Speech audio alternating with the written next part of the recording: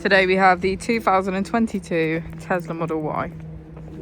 This vehicle has done just over 33,000 miles.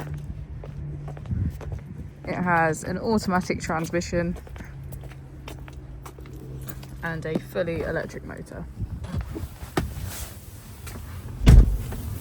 On our user interface, we're met with an overview of the vehicle.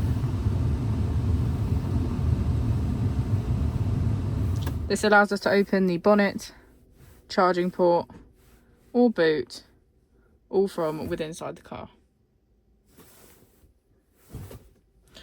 If we click on our Tesla icon in the bottom right, we can access our controls, dynamics, charging, autopilot, schedule, safety, service, and software. Within safety, we have advanced features such as a pin to drive and a glove box pin. If we go back into software and click on additional vehicle information, we can get a deeper analysis of the vehicle spec.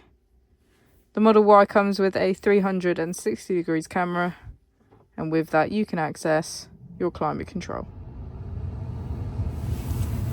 As we go into the back of the vehicle, we can see that it has a full leather black interior and get a good view of our panoramic roof.